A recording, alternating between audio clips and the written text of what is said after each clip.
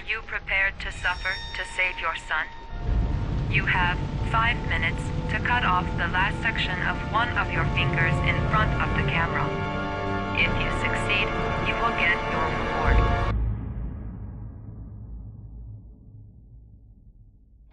Agent Norman Jaden, FBI.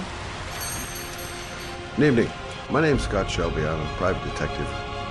I'm investigating the case of the origami killer. I'd like a room. Madison Page, 27, single. Ethan Mars has had psychological problems since his first son died. He is haunted by visions of drowning bodies. A few weeks ago, after one of our usual sessions, I found this on the floor. It must have fallen out of his pocket. Ash, I want you to assign every available man to finding Ethan Mars. I want you to keep an eye on the train stations, the airports, the bus terminals. I want every cop in the city on his ass, so that if he moves, we know about it. You're gonna die, you son of a bitch! I swore on my son's grave that I would kill the man who murdered him. I just don't believe he's guilty. Your other son, Mrs. Shepherd. What was his name? Everything I did for love.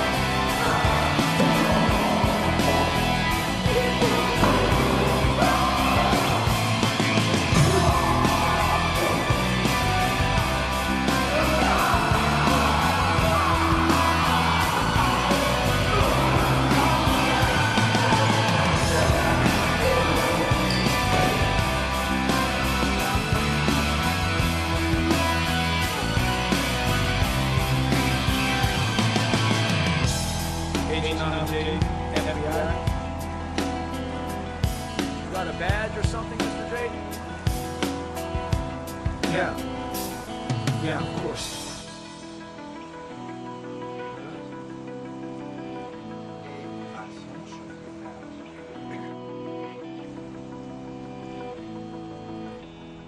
Check. You can pass.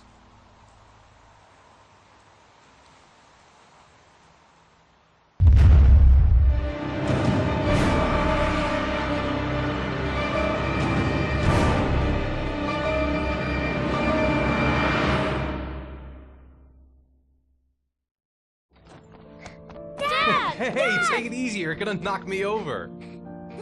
So this is your big day, huh? Am I grown up now? 10 years old, that's not exactly grown up, but you're getting there. So, could you just give me a name for the camera? My name is Pascal Langdale. What is the text that was given to you? I have Norman Jaden and Ethan as well. Sean may be dead in a few hours. He wants to test me. He wants to punish me for Jason's death. I'm the one who should have died. I wanted to save him. I would have done anything to give my life for his, but I couldn't. Not a day goes by that I don't see his face.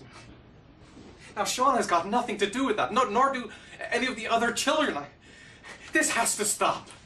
You've got to hand yourself into the police. Look, if I hand myself into the police, I lose all chances of finding Sean. They'll question me, but I won't be able to tell them anything because I don't know anything. I don't know what happened. Ethan, you may have killed those children. You don't know what you're capable of. You must end yourself I have to save Sean at all costs. He may be a prisoner somewhere, and I'm the only one who knows where. If I have to face up to all these trials to prove to myself that I love my son, then I'll do it. Ethan, it's crazy. You have to hand yourself in. I'll hand myself into the police when I have found Sean. Now, don't... Promise me you won't inform on me until I have found my son. Recent report indicates that the police are now treating this as another kidnapping. Obviously, Hello there, time is running sweetheart. out fast for the What can I do investigators for trying you? to find the child. I'd like a I'm room. Michael Nettie for ICN. For you? Anything. That's for sure. I'm 25. I've been modelling for 5 years. I didn't mean to get into modelling at all. I was scouted on the street. I was shopping with my mum. The last time I saw him, he was watching a convoy of trucks going by. I was about 50 yards away, and he suddenly turned and looked at me, locked on my eyes, and I didn't realise what was happening straight away. I heard cries from behind me, everyone started running in slow motion. I just remained motionless, locked on his gaze. I hadn't noticed the detonator in his hand. Your vast experience hasn't prevented 8 victims from being murdered. Fucking asshole! Blake, if you've got a better plan, I'm willing to listen. Don't be shy. I'm all ears. Yeah, Leon Ockenden, Can you tell me a little bit what you've done recently? The last thing I did a thing called Richard the Lionheart for the BBC. Corda confessed.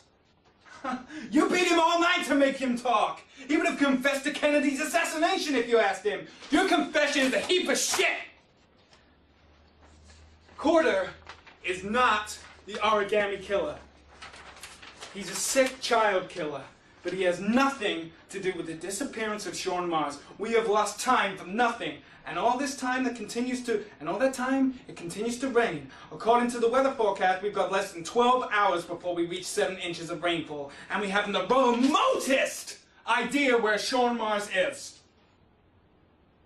Excellent.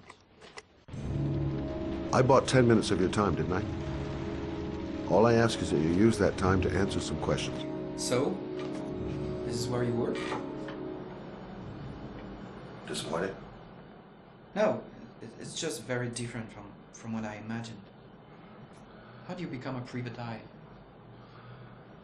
Well, I was a cop for 20 years, and one fine day my wife decided to run off with, so...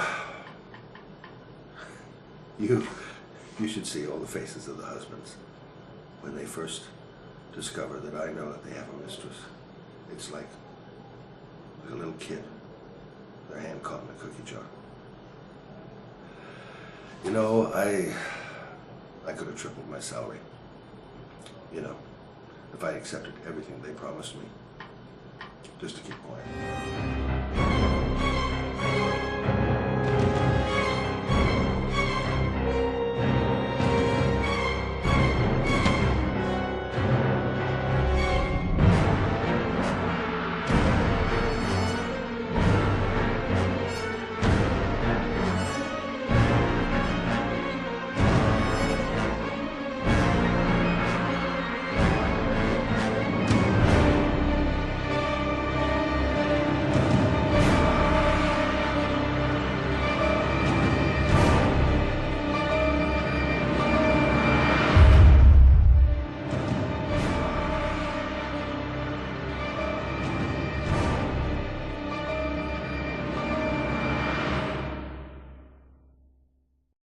In an experience like Heavy Rain, I believe the music plays a very, very important role, and we know that, but we rediscover that at each game.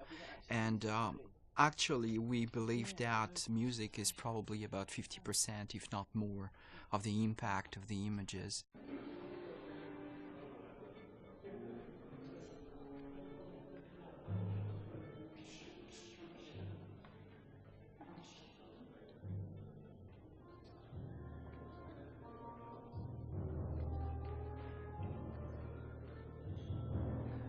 biggest challenge with music in a title like Heavy Rain is the non-linear nature of the piece. So many actors told us that it was like the work of 3 to 4 movies, and regarding the music, it's exactly the same. It's as much work as 3 to 4 movies because of the non-linearity of the game. So at the same time, you got big volumes to record, but at the same time, you want to keep the same intention, the same intensity, and the same emotion in every single track in the game. So that's what the focus has been so far, and I'm really pleased with the result. It was a bit, bit difficult at the beginning, but at the same time easy because I knew David before, so I know what he likes and what he doesn't like. So for me, it's a good start. When you already have a relationship with a director, you save time.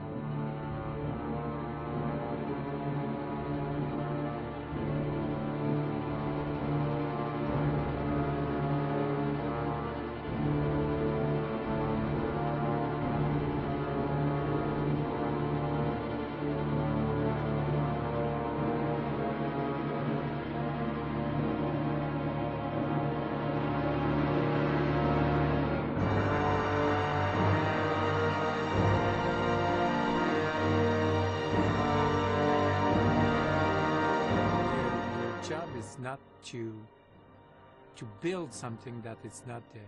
Everything is there. All the picture, all the details, all the faces, the emotion, the reaction of everybody. So you just have to work as a movie, to be there, just to maybe put a bit more focus about what you should expect on that scene or something like that. But I think in the music it's something, because for somebody sad it's something, for somebody else sad it's another thing. So it's very difficult that I would say, as Stravinsky said, that it's not really it's not you that you will express something by the music. It's the music itself that will express something. In a process like Heavy Rain, there are some milestone moments, and definitely being here at the Bay Road is one of them. So when I wrote the script, I certainly had notes and soundtracks in my mind, which most of the time is not what you listen to at the end, what you get, but it's definitely better what I hear here today with a real orchestra, and I think that it makes a huge difference to have real musicians and a real orchestra and real composer behind this game.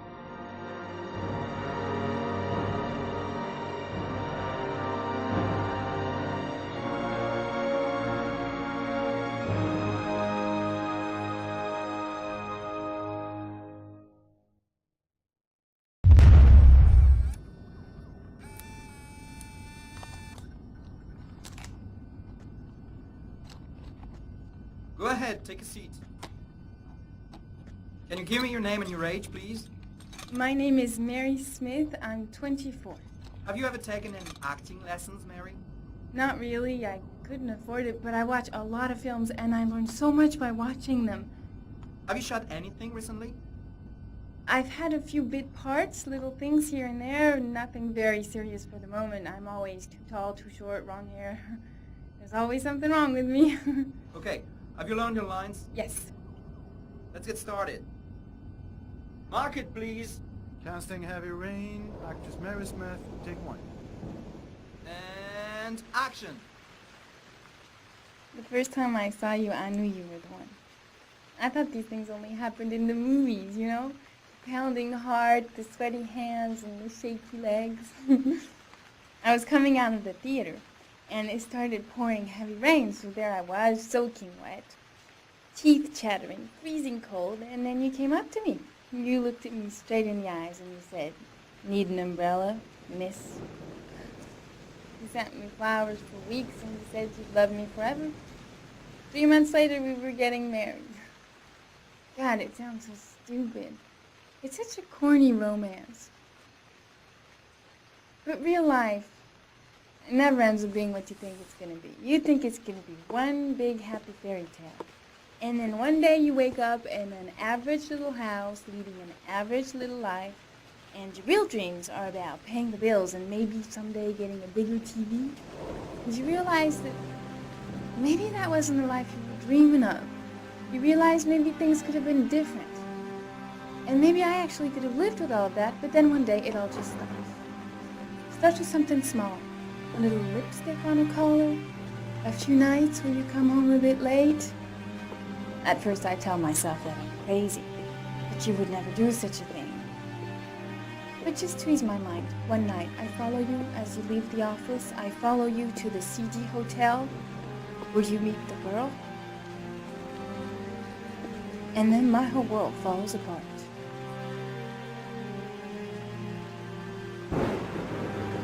I come home and I cry for hours in my kitchen. I get the gun from the drawer in the bedroom. And I tell myself that if this is all that life has to offer me, then I can do without.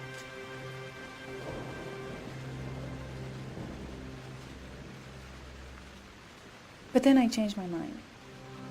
After all, I'm not the one who's cheating. So, quietly, I wait for you to come home, sitting in my average little kitchen. Obviously, when you get home, you don't suspect a thing, so I press the fucking gun against your forehead and I take a few seconds to watch the fear grow in your eyes. You tell yourself, she won't do it, she doesn't have the guts, she's just trying to teach me a lesson. But you are so wrong, honey. I sentence you to death for turning my life into a soap opera cliche, for stepping on my dreams, for not giving a shit about me all those years, and for lying to me and betraying me and humiliating me. I'm making an example out of you for all the assholes out there who think they can keep on fucking us over and over. Goodbye, my love.